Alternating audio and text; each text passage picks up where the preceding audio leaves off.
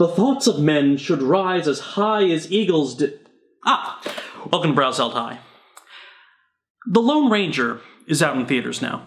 You've probably seen the trailers in which Johnny Depp deps about with a bird pooping on his face while he, how do I put this? Talk in this voice? Kimosabi? Admittedly, I'm judging the film without having seen it yet, and supposedly they're trying to save the troubled history of the Tonto character, and for what it's worth, the Navajo Nation gave its blessing to the production, and Depp was inducted as an honorary member of the Comanche, and in every interview, Depp has said he's dedicated to making Tonto into a stronger figure, but still, it's a Native American character.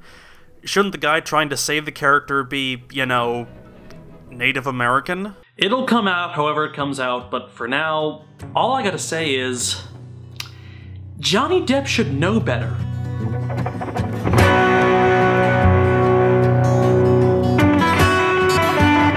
Released in 1995, Dead Man was a re-revisionist Western film.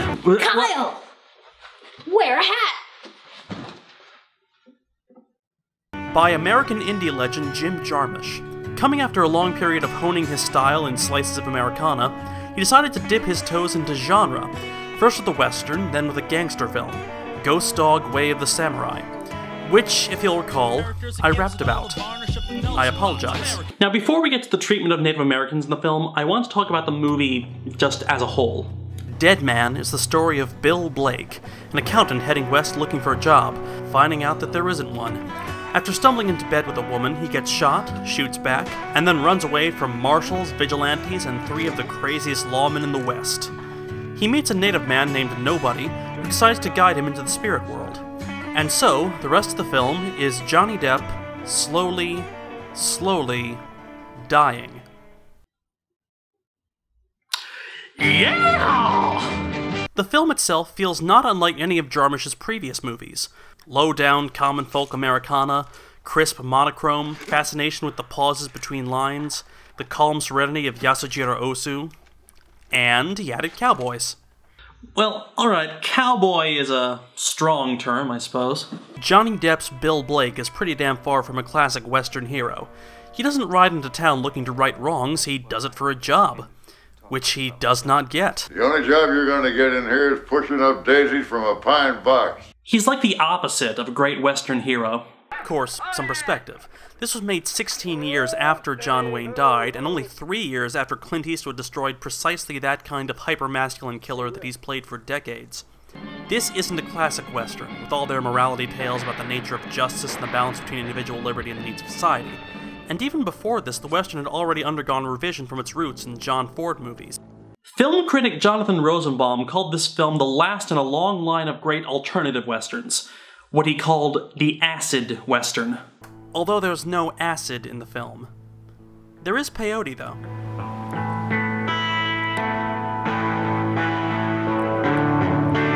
Although Jarmusch prefers the term psychedelic Western, which may be more fitting. In Greek, psyche deloun means mind-revealing. Dead Man is a meditation on— I'm just gonna stop myself and say that I normally hate the phrase meditation on. Whenever critics use it, it's just like a poetic way of saying that this movie was slow and boring and it talked about stuff. After Earth is a meditation on nepotism. But here it's rather appropriate. One of the many uses of meditation is a way of contemplating universal truths, such as one's own mortality. Since the film's about death, meditation is an appropriate phrase. The movie is certainly trance-like. Constant fade-ins and fade-outs give the impression of drowsily wandering through consciousness. The scenery has the lucidity and hyperreality of an Ansel Adams photograph. Even the score was made in a trance. Neil, yes, that Neil Young, wrote a basic theme and then plugged in his guitar and improvised the score while watching the film. Hearing the soundtrack to this film is listening to a musician's real-time reaction to the imagery. It reveals his mind. Psyche deloun. And it's funny as hell. I mean, yeah, I'm making it sound like a particularly obnoxious night in your college friend's dorm room basement as he babbles on about that one time he saw the universe expanding while dropping E and listening to Harvest Moon, but Jim Jarmusch has a sense of humor. A lot of Jarmusch's previous works have their own sense of absurdity. High speed, you scream! And Dead Man is often just as absurd. There's a comedy in Blake's journey. He never at any given point in time has any clue what's happening to him, even as his guide is preparing his funeral barge. Time for you to leave now, Ian Blake. Time for you to go back to where you came from. You mean Cleveland? I already mentioned Blake's gun control issues. The violence in this movie is consistently awkward, ugly, clumsy, even ridiculous. Well, quit talking about it and do it, by God. I will. There you go. Good God, I'm hit. Lord have mercy. Burns like hellfire. And even the enemies they face are pretty funny. There's one scene where they meet Billy Bob Thornton, Iggy Pop in a dress, and, that one guy. The dude who punched Pete Campbell in the face. Yeah, him. Generally, you'd expect them to meet some greasy bandit types just come back from holding up a stagecoach, but you usually wouldn't expect them to wear dresses or complain about their hair. See, this old stuff of mine, it's just like old barn hay. There ain't a darn thing you can do with it. Even the cold-blooded bounty hunters are played for laughs. One has a teddy bear. Making biscuits. And they spend most of their dialogue complaining about how they lost exclusivity rights to killing Johnny Depp. Like Hollywood screenwriters annoyed that their script got rewritten. I thought we was hot exclusive. He paid us in gold in advance. And the leader, the Lance Hendrickson character, easily one of the most terrifying psychopaths on film. Here, have him eating a human hand!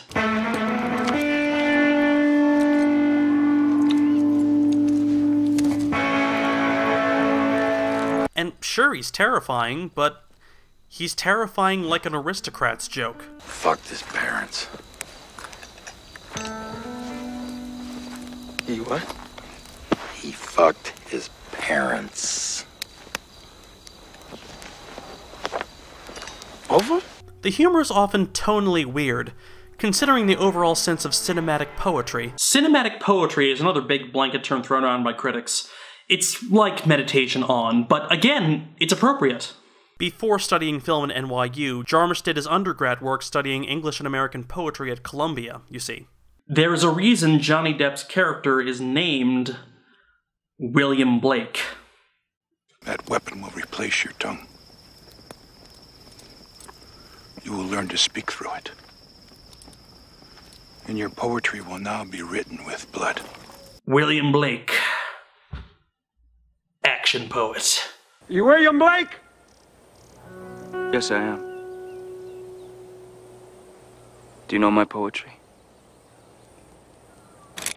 I found out thy bed of crimson joy, and this dark secret love does thy life destroy. Some are born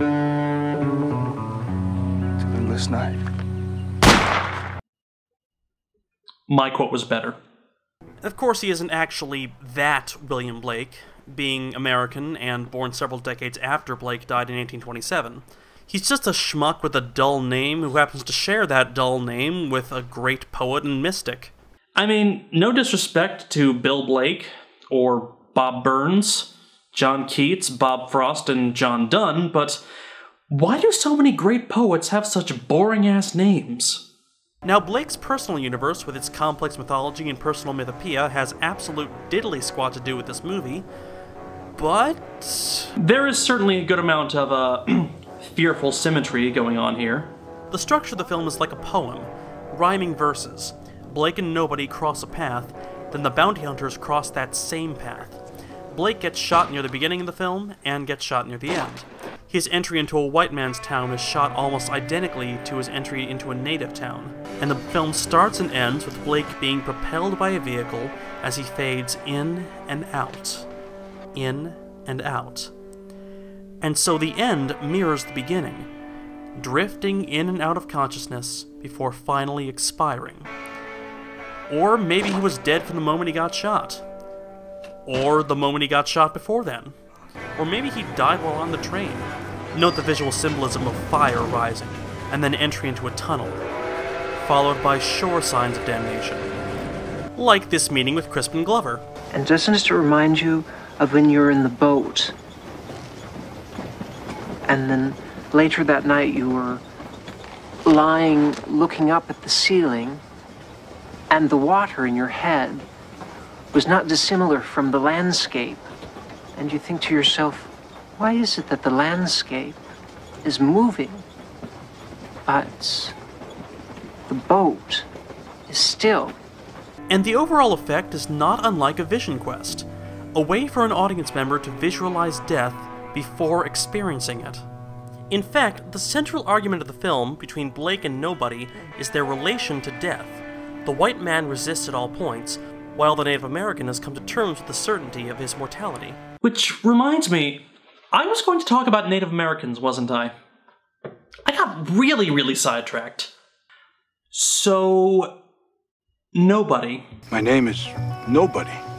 Nobody is one of the most fascinating Native American characters, hell, characters, in American indie film. He is both an homage to and a reappropriation of old stereotypes, displaying both an authentic nativeness with ironic nods to his culture's assimilation and the overculture's ignorance of his character, all the while staying funny, profound, flawed, and most importantly, human. Actor, activist, and blues musician Gary Farmer needs a lot of credit for this. Canadian by nationality, Cayuga by tribe, Wolf by clan, the guy makes this movie. There was a brief moment in history when we actually tried to cast Native Americans in Native American roles. That somehow stopped. I mean, one of the biggest franchises of the new millennium, and it features a slew of indigenous characters and hinges on the relationship between white and native cultures, and it takes place in the modern day, and for the lead, they get an alpaca-faced white guy with a tan. Well, hey! Another reason to hate Twilight! Oh good, I thought we were all out! Now on the surface, Nobody seems like a basic riff on the Tonto stereotype, the helpful native guide who only exists as the white dude's wingman / therapist / bullet magnet. And yes, he's basically Tonto to Johnny Depp's Lone Ranger. He even has his own version of Kemo-Sabe. Stupid fucking white man. But he's more complicated than Tonto, with a far more fleshed out character. He has a sense of humor, for one thing.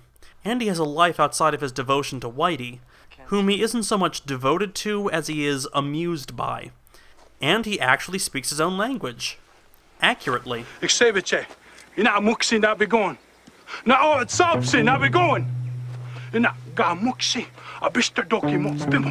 That may seem like a small thing, but for a language with so few speakers to be preserved in a film like this is no common occurrence. Especially considering that once upon a time, movies did Aboriginal languages like this. Me break you in half. Me dig him a hole. You push him up daisies. This was a deliberate choice by Jarmusch. He wanted lines of unsubtitled Blackfoot, and in this scene, Cree, specifically as an in-joke for indigenous audiences. Hosky.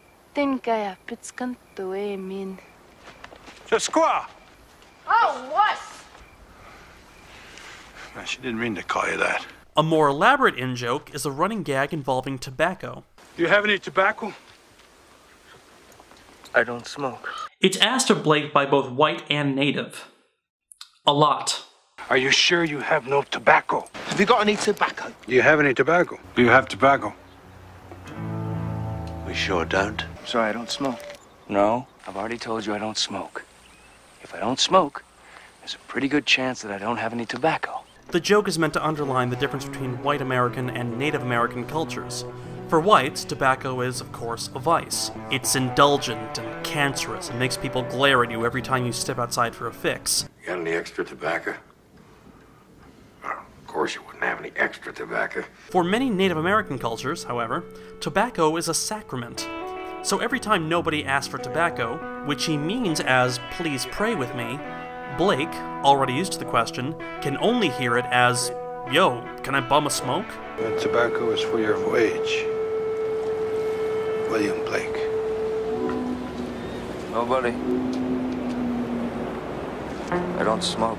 Stupid fucking white man, indeed. His own life story is arguably more fleshed out than Blake's. Nobody, as you might guess from the name, is a loner. He's a victim of prejudice, not only from whites, but from natives. He was born of mixed tribes, Blood and Blackfoot, and so he was shunned from both. Captured as a boy by white soldiers and paraded around Toronto, New York, and London, he learned English culture and ran back to his tribe, and there he was shunned because of his alien ways. Then they gave him a new name. They called me a liar. Exeviche. He who talks loud, saying nothing. It gives a decent explanation for why he would be wandering alone with a white dude, and away from his tribe. But there's a sense of tragedy here. In accepting white society, he becomes a pariah. This Tonto is a traitor. But the most fascinating thing about he who talks loud saying nothing is not his nativeness. It's his whiteness. Probably the biggest irony of the film is just why he helps Johnny Depp. It's not because he just exists to serve Whitey, it's because he's a fan. What name were you given at birth, stupid white man? William Blake. Is this a lie? Or a white man's trick? No, I'm William Blake. Then you are a dead man. In his backstory, nobody studied the poetry of William Blake while in England, and, making a simple mistake, he thought that Johnny Depp was the poet. Every morn and every night, some are born to sweet delight. Some are born to sweet delight. Some are born to endless night. In fact, a lot of his little sound bites of indigenous wisdom are really just lines of Blake that only sound like stereotypical Pathfinder speak. The eagle never lost so much time as when he submitted to learn from the crow. Sure, some of it's authentic native writing, like this speech quoted from the Lakota holy man Brave Buffalo. Things which are alike in nature grow to look alike. And the speaking stones have lain a long time looking at the sun. But there's plenty of Blake in there too. The vision of Christ that thou dost see is my vision's greatest enemy. The irony is twofold. First, in a society that considers him a savage, perhaps I could interest you in some beads. Or possibly a blanket. He's the only one who knows enough about white culture to make the connection between William Blake and the poet. Not even William Blake is cultured enough to know who the guy is. It's so strange that you don't remember any of your poetry. I don't know anything about poetry. Oh, you're so modest. And secondly, nobody's taking on the role of the stereotypical Indian sage spouting various nuggets of wisdom. White guys in these kinds of stories always look to the native for advice, and here, it's the white guy's own culture spouted back at him, as if he was supposed to know all along. It's a sly acknowledgement of Native American subjugation and cultural assimilation, weaved into the fabric of a stereotype that white America created. Stupid fucking white man. I mean, hell, even the name He Who Talks Loud Saying Nothing sounds like authentic frontier gibberish, but it's not. It's a James Brown song. Just talking loud, just saying nothing, just saying nothing. Nobody is a fascinating subversion of Tonto. He's not a white man's fantasy of a native with a clownish demeanor and a bad grasp of English. Here, gun to kill bad men. But a human being, flawed and wizened, laughing at his status as he copes with his mental colonization. Now, I'm not calling this movie the most authentic voice of the Native American on screen. I mean, it's still made by a white guy and about a white guy for white guys. It's not, say, Smoke Signals. It was made a few years after Dead Man, and it also had Gary Farmer. And unlike Dead Man, it had Native American leads and a Native American director about Native Americans. And most importantly, it was about Native life now. Not a century or two ago when they still rode horses and killed Custer's dumbass and whatever. You gotta look like a warrior. You gotta look like you just came back from killing a buffalo. But our tribe never hunted buffalo, we were fishermen. I've seen it, and it's funny, heartfelt, if a bit on the nose at times. Those are our seats? You mean these were your seats? No, that's not what he means. Now listen up. These are our seats now, and there ain't a damn thing you can do about it. Get it? In fact, both of these movies were riding a wave of interest in the cinematic Indian, all because some doofus in a mullet went and made a big, long Avatar ripoff. The people of my generation grew up riding that wave. Dancing with wolves, staying alive no matter what occurs, hearing the wolf cry to the blue corn moon, and a decade later... we have learned mystical diddly squat. But that wave did allow for a mini indie boom where Native Americans could start expressing themselves with their own voices. Dead Man was part of that boom, and it helped bring a little heard voice to our ears. And probably more importantly, it let Native audiences know that they still had some sort of representation in this loud screaming match known as the modern media landscape. Native Americans on screen have a long history of being caricatures. They could only know themselves through the eyes of white men. And because of that long history, the self-portrait becomes all the more valuable. Native actors playing Native roles have long tried to observe a perspective that has been denied them. I highly recommend the documentary Real Injun for a more in-depth history of the relationship between Hollywood and Native Americans. And as for Dead Man, there are better representations, and there are worse. There are far, far worse. Hail to the Redskin! Hail victory! But this movie shows there's a smarter, more respectful way. Even more impressive knowing that it's a white director calling the shots. It's certainly one of the better depictions of Native culture on film. And even if that aspect wasn't there, Dead Man is poetic, funny, haunting, and metaphysically touching. A meditation worth experiencing, cinematic poetry worth reading, and a journey worth taking, over and over. That's the Lone Ranger. Can't judge it till I see it. Ready, Ben? Ready. Okay. Hi-ho, Silver.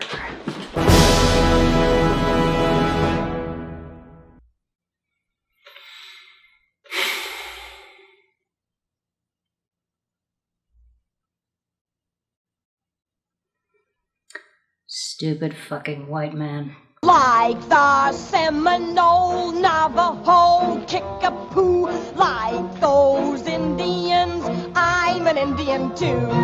I sue, ooh, ooh, I sue, ooh, ooh. Just like rising moon, falling pants, running nose, like those Indians, I'm an Indian too. Yeah! There's a snake in my boot.